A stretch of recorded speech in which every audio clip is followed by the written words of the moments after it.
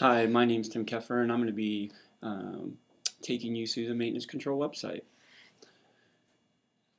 The Maintenance Control website is really based on building work orders. It has checklists, templates, checklist, and examples and forms.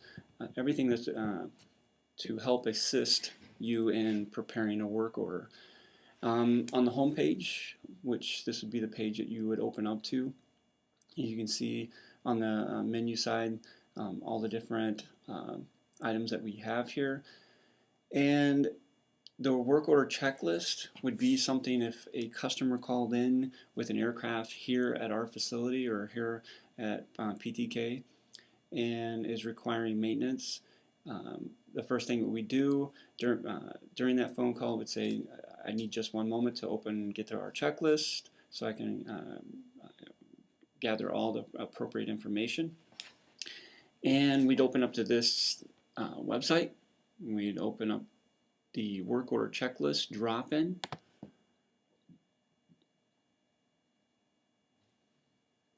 And as you can see, here is the actual checklist for the drop-in aircraft. This checklist will ensure that we get all the information that's going to be required to open up a work order and have follow-up and to complete the work order.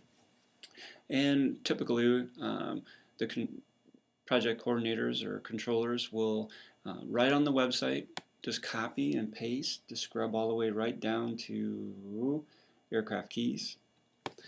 Copy that.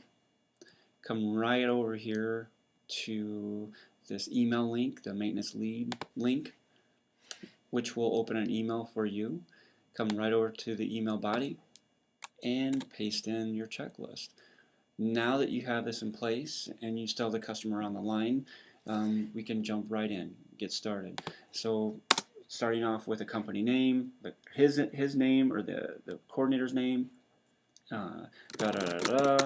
and right down to his email, his tel number, such and such, all the way through the list to ensure that we get all this information. For some reason, if this list is not completed, we need to make sure that's noted and it's passed over to if it's going to be another shift. So once they have it, they can ensure this list gets completed or over to the maintenance control group. So when this email gets sent out, it would go to the maintenance lead group, and it would go to if you're needing to ensure that a certain individual gets a course, but also maintenance control. So that is your checklist. So once that's filled out, you'd have that. While we're on this page, you would take that information that you just gathered from him and you would build a work order. We're going to go into that here very shortly, but at this point, the email, once the work order is built, we will take and send out a follow-up email that will show that this aircraft, this work order has been open for this aircraft, and here's the details on that. What we can do here is, again, right in the website, copy and paste, right down to hazmat, copy that, and back to the email. Once again, we will paste that into the email body, and here it's all editable, so we can come right in here, and let's say we opened up work order 11246, and I'll get rid of that, and the tel number is the tel number will say it's 1 TK, and we go on, fill out this whole entire thing, and again add to maintenance control, and if there's any other person that would be required to see it, then off we'd send it. So from there we can jump back, and for any reason in the bottom of this there's a instructional video on how to do this and how each step works. So if you haven't done it in a while, just watch the video and it'll put you right where you need to be. Back to the home page, the offsite is going to be the exact same structure and setup. It's just going to have the information that's going to be required for an aircraft that's off-site.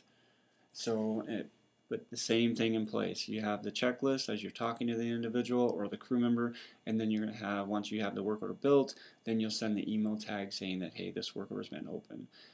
Within the next menu item, we have drop-in work order. What this is this is going to be the place where we're going to absolutely have every situation that we get into as far as any type of work order that needs to be opened. There's going to be examples, there's going to be forms, there's, let's say, whether you need information on hazmat or a hazmat template, how to open a NetJets. It's going to give you page by page, tab by tab, what that looks like and what it needs to be complete. Same thing with on account or COD customer, what that looks like, what options are selected there, an AMP or an assist work order.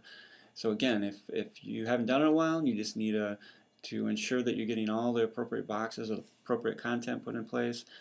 This is where you can come here and see examples for that.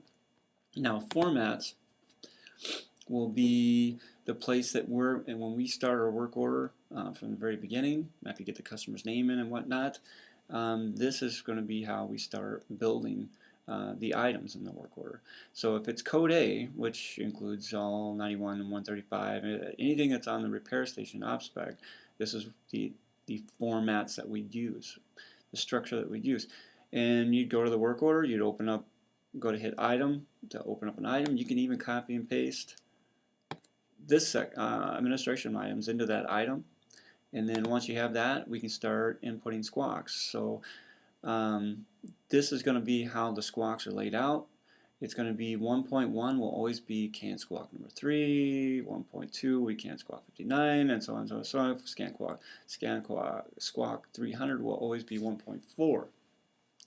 So that will take care of our item 1. Item 2, again, we can, as we open it for another item, we can copy and paste customer requested maintenance, open the next item, which would be item 2, and then here we go with squawks. We'd start inputting squawks. 2.1 is always going to be can squawk 46, so on and so on, right down to squawk 3. 2.3 will be can squawk 166. Of course, squawk 4 will always be whatever the logbook, however it's written up in the logbook, or whoever the coordinator or whatnot is, what information they're giving you at that time.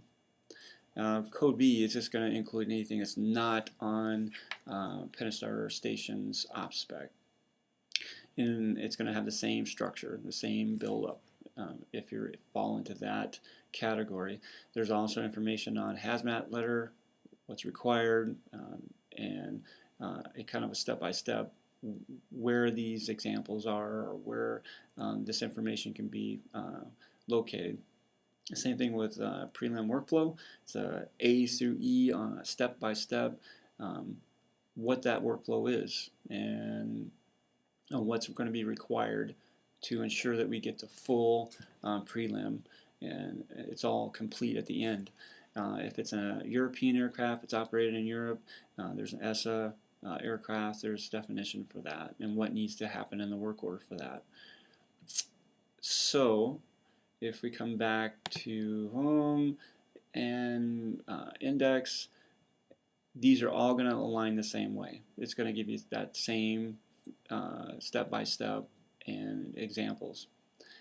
Off-site workflow, if you have an aircraft off-site, and it's from the very beginning of the phone call, this is going to give you a workflow to start with. From the moment you receive the call, start aligning it to where it needs to be and what's going to be required. Now, every one of these have a number, and once you decide you're at this point or at this point, or you need to know what that consists of, the details on that, just come right up to these tabs up here and select, and it'll give you all the information that's needed, all the things that are going to be required at that step.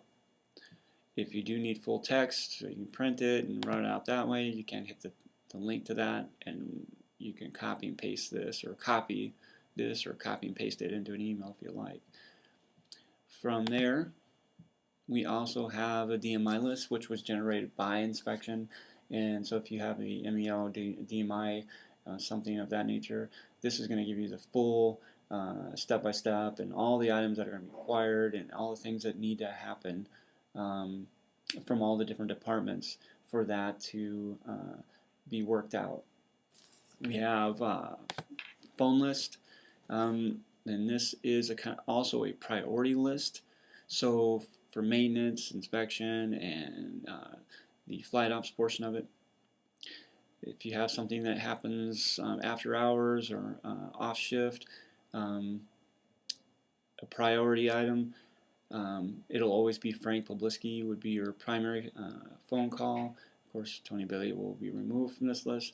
Jeff Galbraith would be second, Gary third, and Mike Baker fourth. In the occasion of that there is an off-hour departure or something changes in a flight schedule, Mike Gibson would be your primary, Tony would be your second person, Frank third, Gary fourth. So, and again for inspection and flight ops. And from there, what we're going to do is we're going to call this chapter 1, and we're going to go into chapter 2. That'll be the follow-up movie.